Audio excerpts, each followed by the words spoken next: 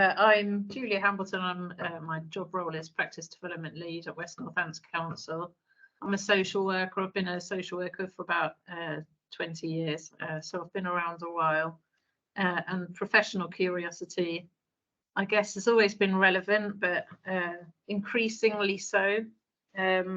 This is a session that would normally be delivered in a day. It's quite interactive ordinarily. So this is a real bite size in an hour, so you'll have to forgive anything that might be missing from it. But I have included some links and resources at the end, and any questions you have, I'm happy for you to ask. If you've got any questions during the session, just put something in the chat or raise a hand or unmute, it's fine. Obviously, remember you're being recorded, so it will be there for posterity if you do. But yeah, so I'll make a start. Do I have control of the slides? So this is what we're going to cover in this little bite-sized 1 hour session. An understanding of professional curiosity. What do we mean by this? And how are we going to evidence this in our practice? Analyse how our own personal values and experience may influence our professional judgment. So to be mindful of that. Recognise when to test information. And be conscious of barriers to professional curiosity. And also some resources to support your practice. So as I said, I've put in some links such as 7-minute briefings that are a really good thing to print off and prompt if you have questions, prompt questions about how to think about a situation. Okay. So what is it? I don't know if anyone's got any thoughts about what this means to them. There's no right or wrong answer. I welcome any suggestions. What do people think?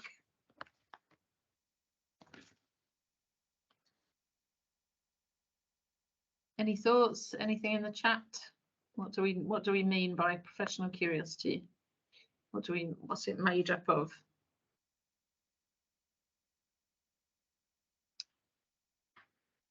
Okay. Wanting to know? Yes, I think that's a great answer. Yeah, wanting to know, wanting to dig a little bit deeper, being interested.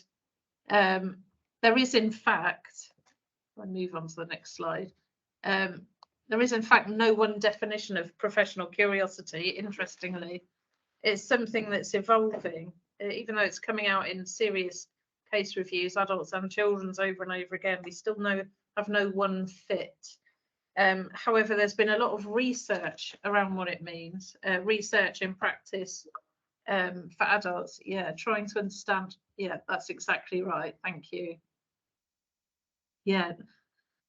So Rosalind has said not taking everything at face value. That's possibly the most important part, and we come back to that. Thank you very much for that. That's really valuable. We have to test information, but we talk about not taking things at face value a bit more. So yeah, we know what it should be and what we should be doing to a degree. But these are the things that research tells us constitute professional curiosity. So personality traits, attitude or outlook behaviours and skills. So there are certain, research says there are certain traits we have as practitioners that would promote professional curiosity. So some of us are just really interested in curious people. We want to know things. We want to find stuff out.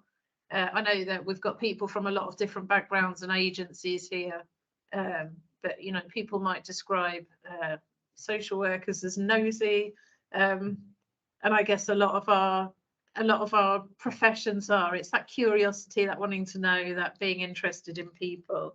So that's a really important trait, to be professionally curious. So, you know, happy to have uncertainty and to unpick that a little bit. Attitude and outlook.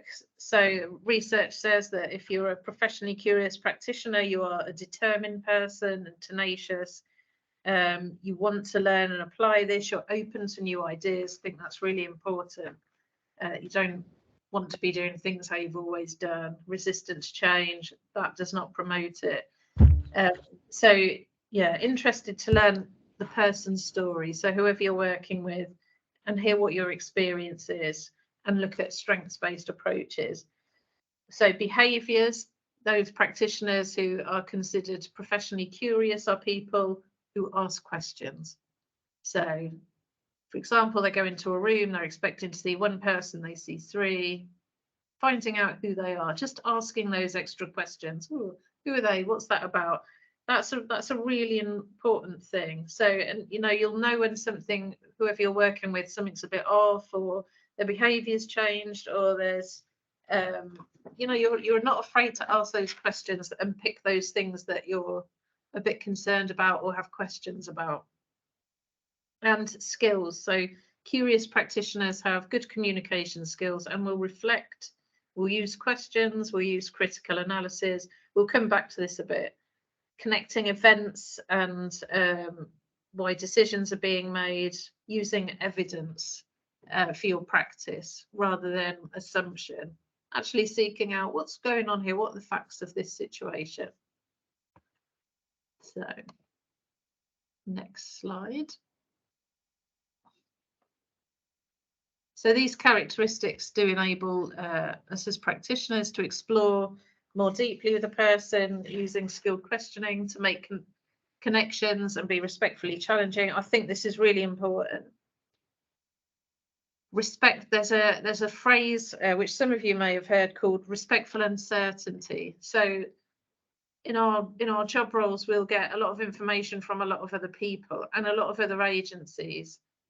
And sometimes we might take that face value because we trust the person we're receiving it from, or we trust that agency, and that's fine. That's good to have positive relationships. It's important, but it's also important to test information.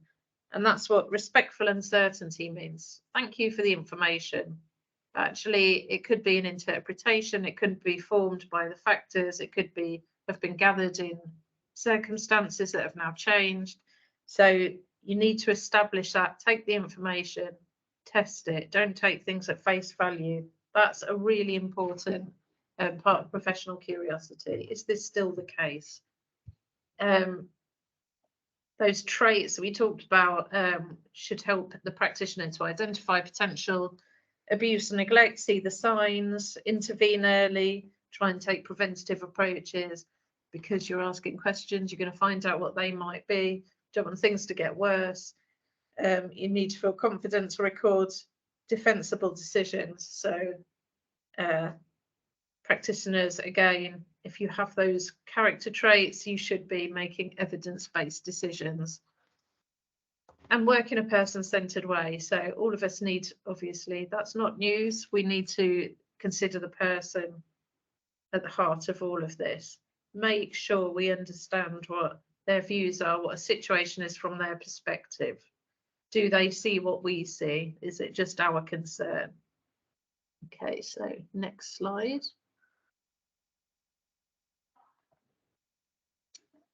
Now, what kills curiosity? I wanted to include this. It's a piece of research that I think is really interesting. And it was quite a significant piece of research undertaken in America with school children. It's relevant to everybody. So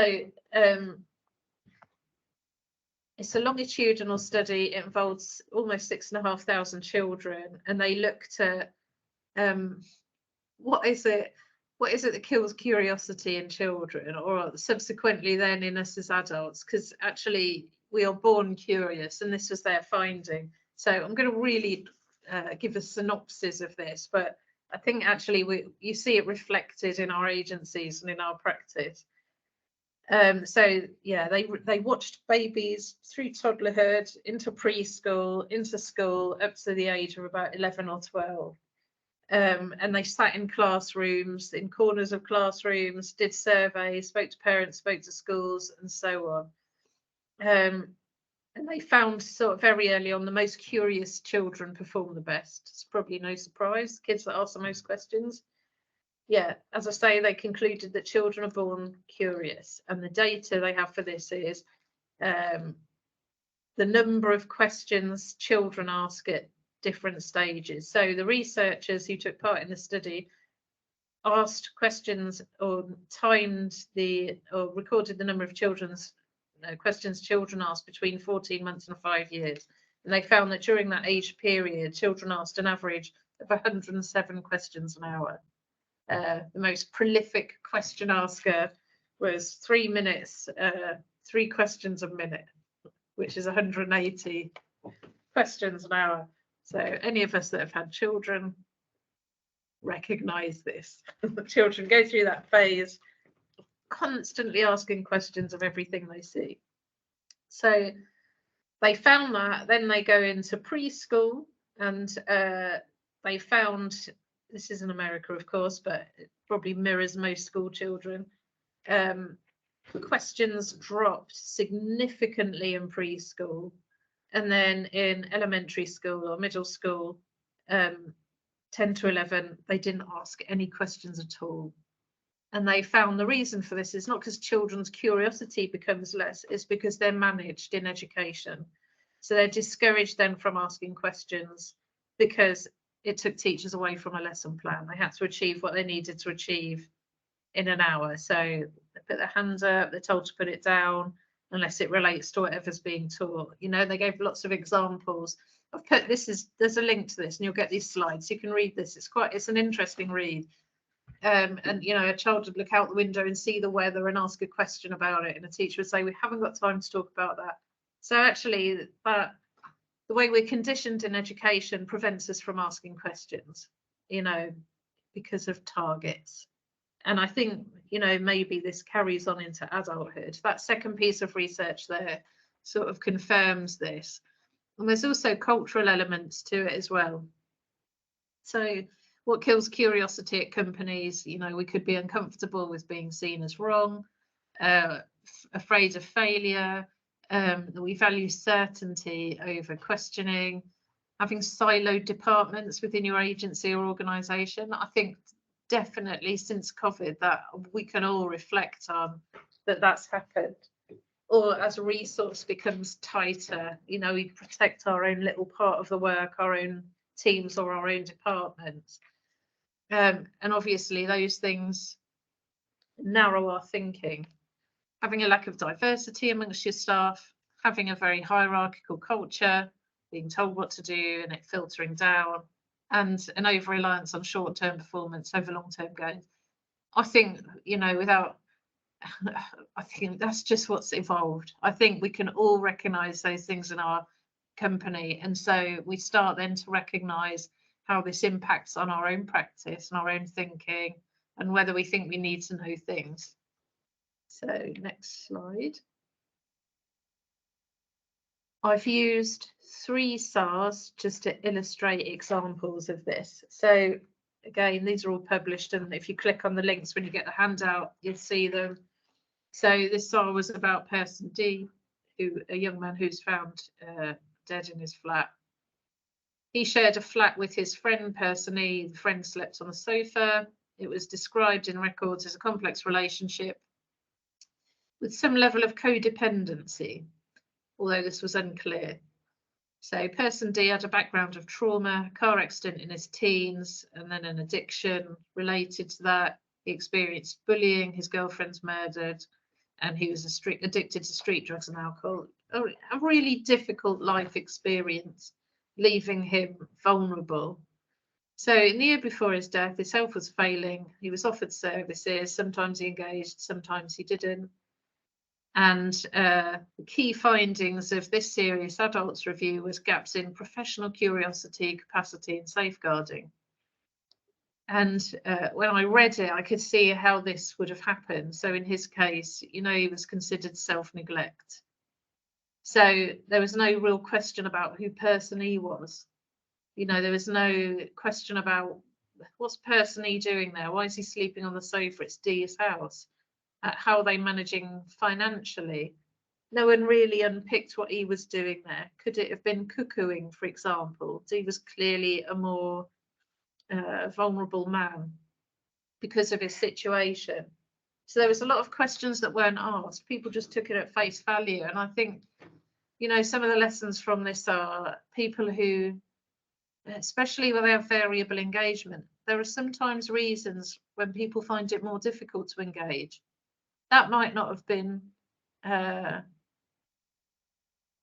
anything going on internally for him not wanting to engage. It might have been something to do with person E. That wasn't asked. it might have been because he was less well at times and better at others. You know, we tend to use language in our agencies such as will not engage, does not engage, when actually we need to be thinking first about maybe he can't engage and what's the reason for that. It's just about unpicking it that little bit more and really understanding the whole situation. Not that he was a man with all these challenges who died, but actually there was this other person involved, and we can never really be sure without asking whether that was an abusive or a positive relationship. What was that about? So the next are another familiar case for those working in social care. Cheryl was 74. She died at home of natural causes. A SAR was undertaken in response to the concerns about standard of care at the end of her life. So she lived with her husband at home, and he led all of her care and contacts. There wasn't necessarily any criticism of her husband or challenge, but actually no one ever spoke to Cheryl. When the SAR was undertaken, the question was unanswered. Who was Cheryl? What was her view? Her likes, dislikes, preferences. What was she experiencing? No one ever knew. It was never recorded because all the practitioners found it easier to speak to her husband, and he was quite a dominant character who took the lead in everything. So her whole care experience for the years she had it in health, he'd often miss health appointments because you couldn't get her there, didn't take it. No one really unpicked that, questioned it. He might just say, oh, I couldn't get her there today, but no one spoke to Cheryl. No one knew what was happening for her. What was that about? He was making all of the decisions, and we can see how this happens. We can see how when it's hard to actually communicate with someone, or they need a bit more support to communicate, or we might need to see them face to face to enable them to communicate. A vocal relative can be much easier to talk to. It's much quicker, it's much easier. And there's, if we think, well, there's no reason they're caring for that person, again, as with the carer before, are we really understanding that situation and exploring it thoroughly? You know, in someone's records, the thing that should stand out the most is what they think, or whatever they can express, or at least a clear record or understanding of that. So, and the last one I'm picking out, I mean, there's many SARs that pretty much have the same message all the way through, and serious case reviews in children's. So the third one is Derek. He was 69. He had a learning disability and a number of health conditions, and he was found dead in his home from hypoglycemia. So it showed in his record when the SAR reviewed these that actually he had been deteriorating for some time. He was reporting to his cousin, I think was who he had contact with, that he didn't feel safe and happy. He was self-neglecting. He couldn't take care of it anymore. Things were changing for him, and he was sort of getting maybe not paranoid. Maybe he was right to think he was afraid of people making decisions about him without involving him. That's what he felt would happen. So again, he was sort of noted as will not engage, when actually he needed trust. He needed a relationship-based approach where he could establish trust and feel like he could accept support without losing that control of what he wanted to happen. And he didn't access help and he died.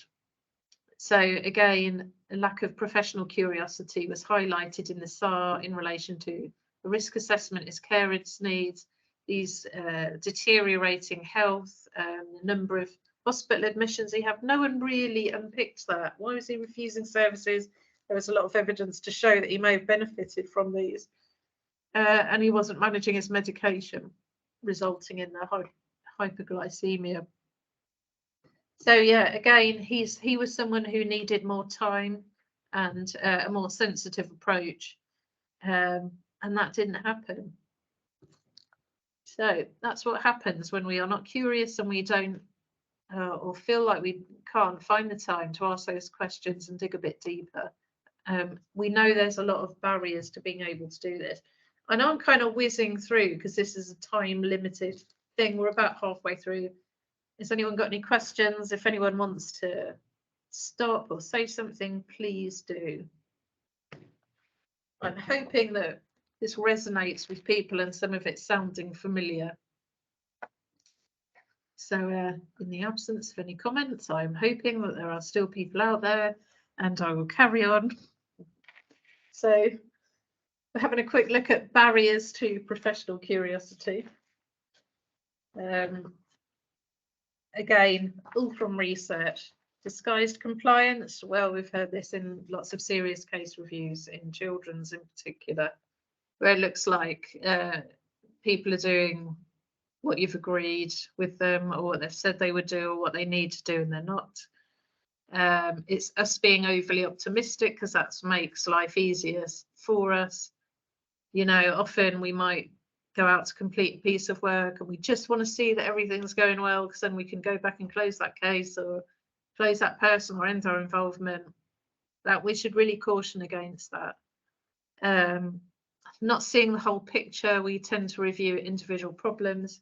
These are the things that happen when we're going out to people, and it's about different levels or understanding of practice, or pressure, or lack of support for a practitioner. We don't always challenge what's perceived to be the norm. You know, we need to ask more questions. We're all different. Everyone has a different setup at home. Professional deference. So I might speak to a doctor and a doctor might say, oh, that person needs to go in a home, or and I might say, okay, then you're the doctor, you know best. You know, that's not as respectfully, is that the right outcome? Actually, we need to think about the person. We need to go back again. It's just a different professional perspective. Confirmation bias. We go out thinking we know I know what this is about. I've seen it before. We might just look for things to support whatever our view is. Again, because it's easier, you know. They say that it's really important in professional curiosity to be able to challenge ourselves and our own beliefs. You know, we shouldn't be always doing what we've always done. We should be always testing, you know, and we have to be prepared to say, actually, I'm not sure I got that right. I need to revisit that. That's a real strength in practice, being able to reflect and go back and say, okay, let me make sure I've got it right. Perhaps there's a different explanation for what I'm seeing. Yeah, dealing with uncertainty and confidence in managing tension. All of these things can be real barriers in direct work for lots of different reasons, and that can be experience support. We all go to work to do a good job. We all want to do the best we can. We all think we're doing the best we can, but these are the things that can stand in our way. So where we are under exceptional pressure at work, where we have exceptionally high caseloads, where we might be dealing with bad behaviour, where we might be managed in a very top-down organisation, where we think, oh gosh, I need to close these cases because that's what my manager's saying. We know that all of these things can create an impact on us and our practice. There can be a barrier to actually digging that bit deeper as we need to. Interagency working. Yeah, sorry, there's a thank you for your comment. Yes, you also need to be empowered to be able to do that. Getting the time to reflect the growing pressure isn't easy. Yes, that's a really good comment, Yasmin, and we do come back to that. So a lot of that's around organisations making time to support their staff properly through reflective supervision. So barriers to professional curiosity and interagency working. This is, our relationships with each other are so important. And there's that element of us working in silos because of pressure and resource that actually can make this a challenge. We often think, okay, so we often think, I'm going to say it, imagine this is me. I might refer something to housing and say this person should be able to get housing. Housing might come back to us and say, no, we're not giving them a service. I might say, this is housing's job, it's not my job. And vice versa, we might get a referral from an agency because they don't understand our role and our function and actually what we have access to. We need to talk to each other more. We can get very frustrated with other agencies when they're not doing what we think they should be doing. Quite often it's because we don't understand each other's roles well enough, and we need to be talking to each other to check that out. we're all, part of the same machine. We're all part of the support that people need. We're all working within statutory framework to support individuals in our communities. And there's several really important cases in relation to what happens when agencies don't talk to each other, such as Victoria Climbo, which I'm sure everybody will have heard of, who saw something over 300 contacts I read the other day with different agencies. No one spoke to each other, despite an evidently awful situation and her presentation.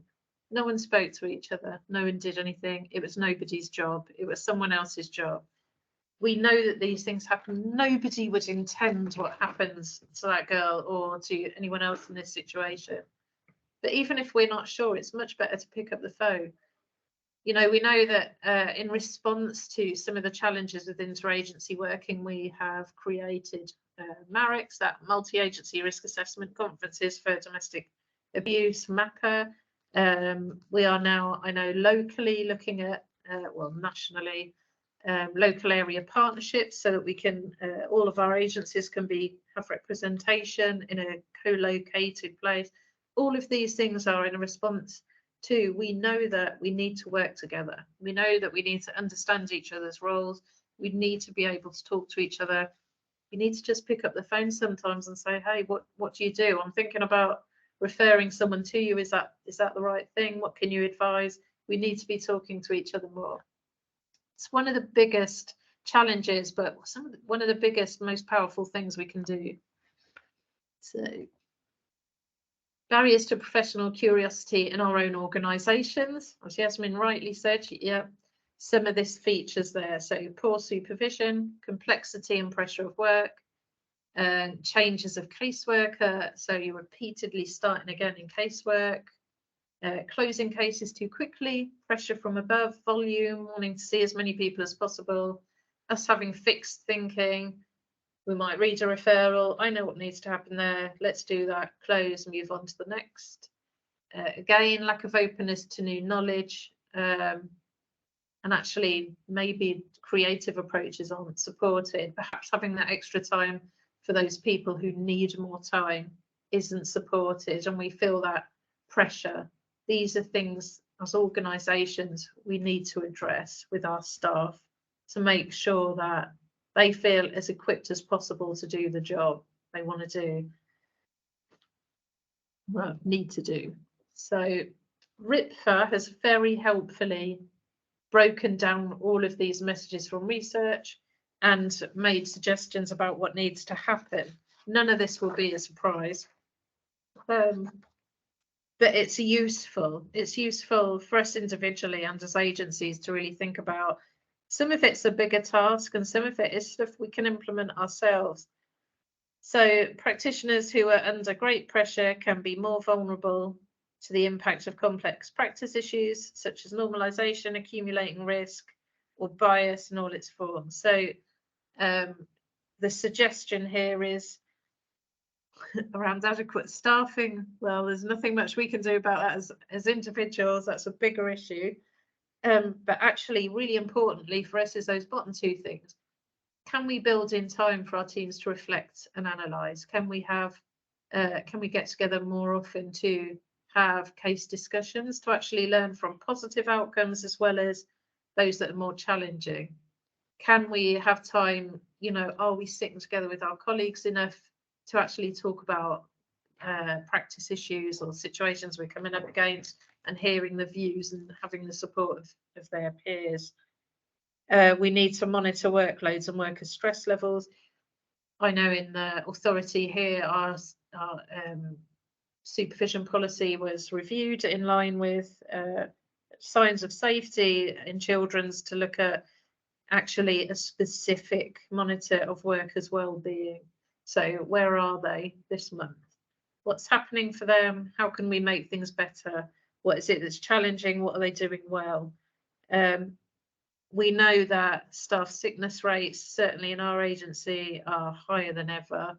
And we know that it's because of all of these accumulating factors around stress, capacity, pressure, limited resource.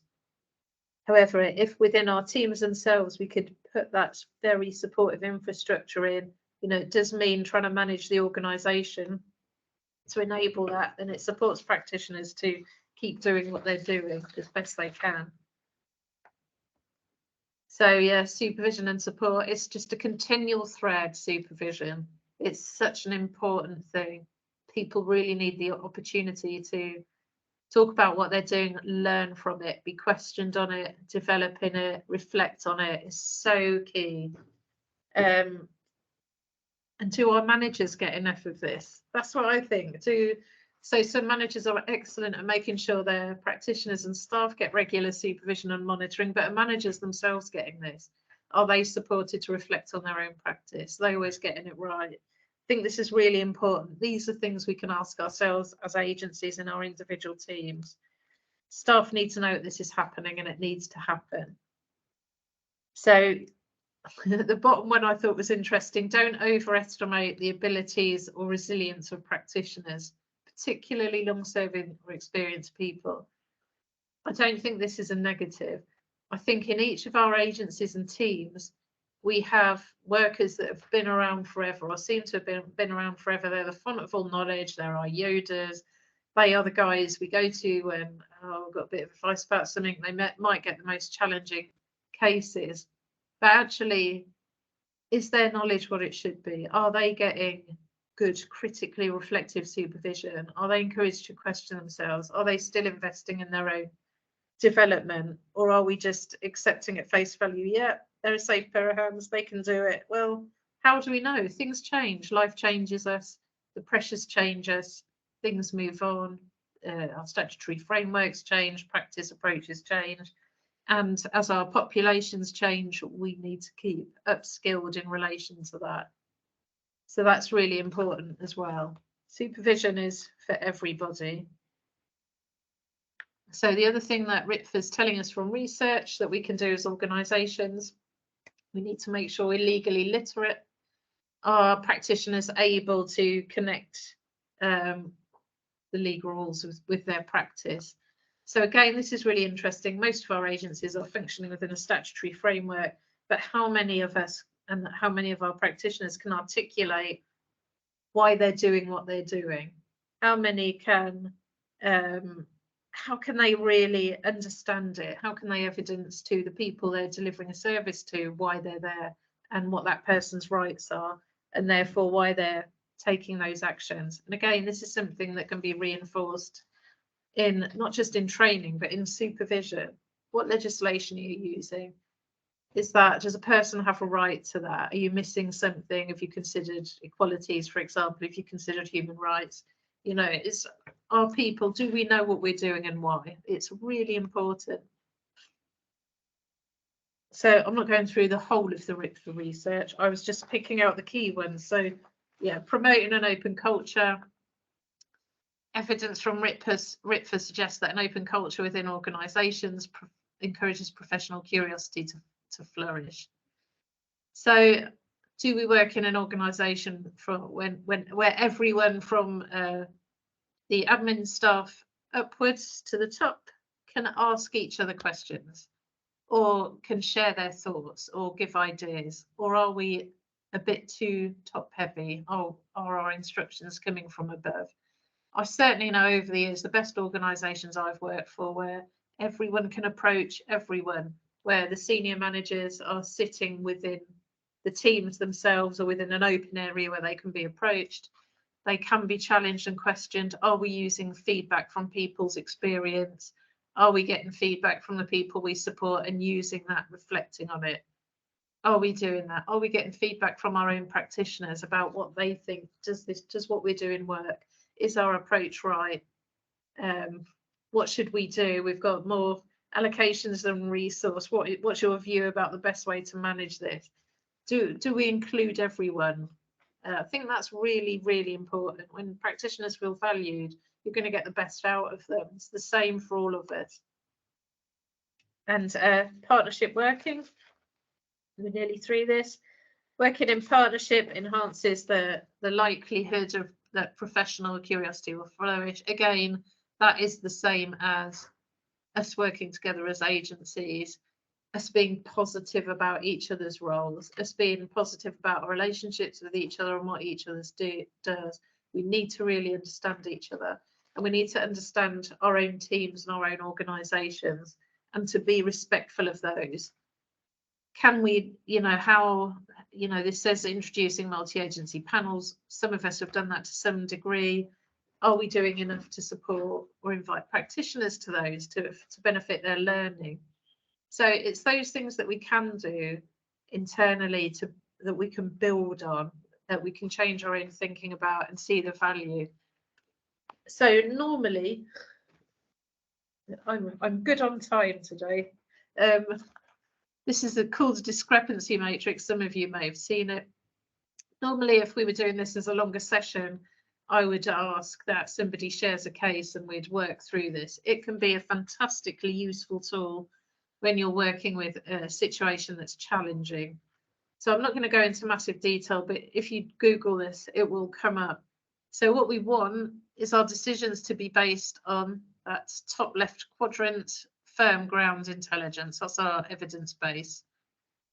And actually, then when you break down a complex case that you're working with, a person's situation, you'll find that actually far less than you thought is actually concrete evidence. We need to be exercising that respectful uncertainty with the information we have and testing it. A lot of the information we get is third-party information, third-hand information, or assumptions that we've made or other people have made. So if you brainstorm, if you're in a situation sometime with a colleague or even yourself or in a group, get a case, use this, talk about it, and from that you will find that it helps you to understand what the missing information is that you need to find out. So everything needs to get into that number 4 evidence base. So not ideal to share it in this forum, but this can be a hugely useful tool, and it's about testing information. So is it ambiguous?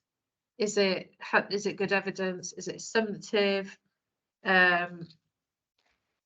You don't know something. So the person who designed this form said there are sort of 5 scenarios where there's a discrepancy in information, and some of these will sound familiar, where 2 professionals are reading the same information but drawing different conclusions. That's a discrepancy. You might use the tool then to plot the information and see where you're at. Gut feeling, I think that's a really useful one.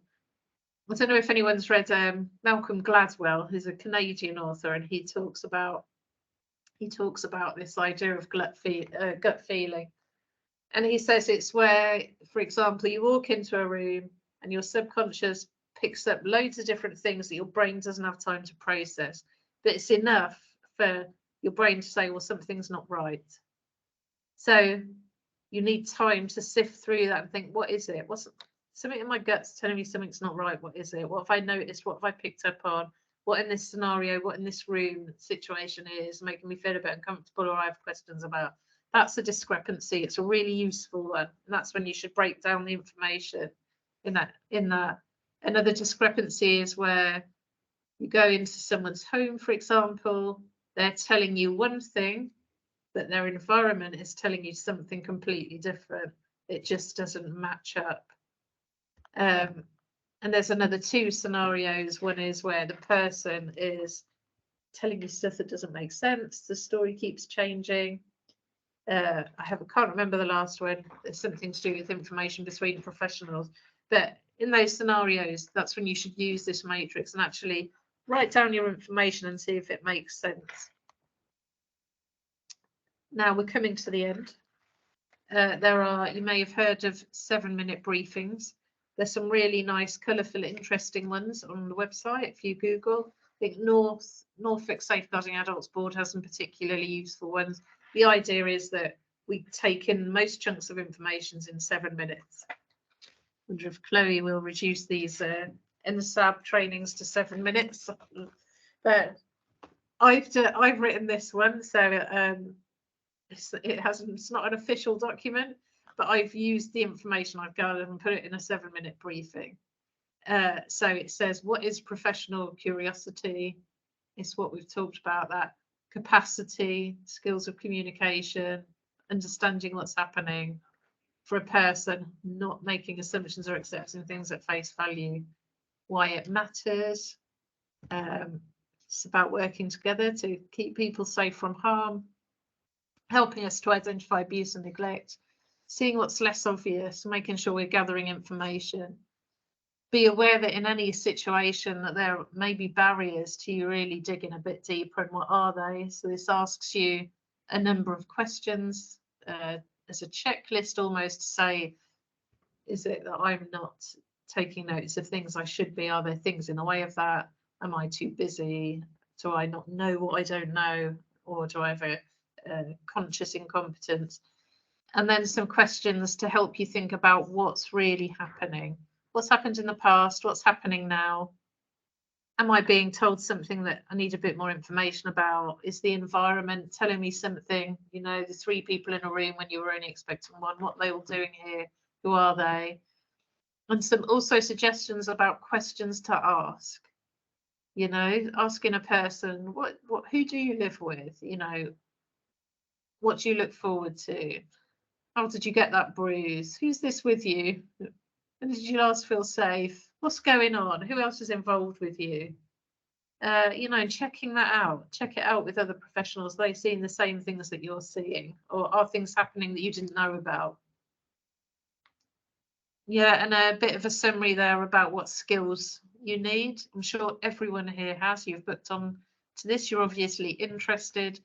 Do you have good communication skills? Use reflection, questions, and so on.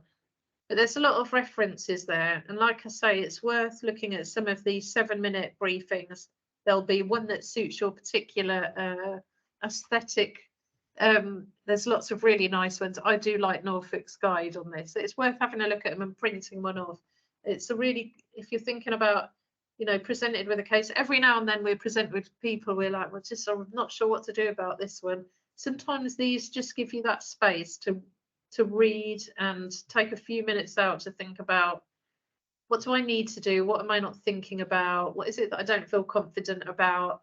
Just give yourself that moment, use these tools, and that will help you not to miss things or to feel satisfied with the outcome that you're coming to. So there's a lot of resources here. Like I say, some of these are excellent. Norfolk's is particularly good. Nottingham's got one there. And some of the links to 7-minute briefings. Yeah, any questions? Usually that takes a bit more than an hour, so I seem to have whizzed through it, which is lovely. I'm sorry, should have spent a bit more time. But has anyone got any questions, comments, anything they want to say? What would be useful, I guess, going forward? Is there sort of a follow-up, more in-depth learning that would be useful in this subject? Any thoughts?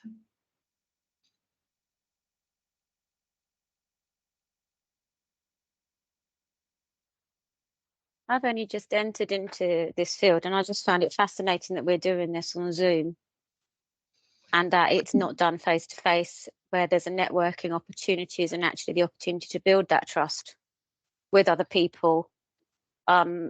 Use those skills in the training room, you know, as we're meeting people, using our gut instinct and our professional curiosity just in that forum. You know, I think it's a huge, I don't even know how to say it, but what a shame that we've gone down the route going on to Zoom for such an important. Thank you. Yeah, really useful feedback. Training. And I guess that's something to take back for the Safeguarding Adults Board to take back, really. I think the purpose of it being on Teams is to have a bite size that all the agencies can join. But certainly, and I think we had a similar comment last year when this was done around, actually, are there face-to-face opportunities so that this sort of learning can be more in depth? Especially as the professional curiosity advocates for networking and group learning. Yes. It's necessary. I agree, but that's something for NSAB. I know certainly within our own, here in our own organisation in West Northants, we're, you know, we'll develop a full day one, but we're from a range of organisations here. Sorry, Chloe's got a hand up. Thanks, Julia. I just wanted to sort of come in on that point. So this session today was sort of just, the aim was for it to just be a bite-size session. We have got a number of sessions this week for the week of learning, which coincides with National Safeguarding Adults Week. But if a sort of more detailed training is something that members are interested in, please just drop me an email, and that's something that I can take to the L&D subgroup, because that's what that subgroup focuses on. What I will say is we don't have a 7-minute briefing on professional curiosity, but we do have a new sort of bite-sized video. It's about 3 to 4 minutes long. That's on our website, so I can share that with colleagues after the session as well, if that would be helpful. Thank you, Thank you for that response, Chloe. Thank you. Yeah, absolutely. Share it with whoever you like. If it can be a bit frustrating, as it can be a bit frustrating for it to be a bite size when you know more depth's needed, but in a way, creating the appetite and the knowledge that this is needed is something to take back to agencies and organisations to give it that depth. So it's still useful. It's still useful, but we do need much more. You know, we do know that as resource continues to or demand continues to outstrip our resource, that these are issues that aren't going away. So we need to make sure that we're supported to do what we can, really, to avoid these, to avoid serious adults reviews.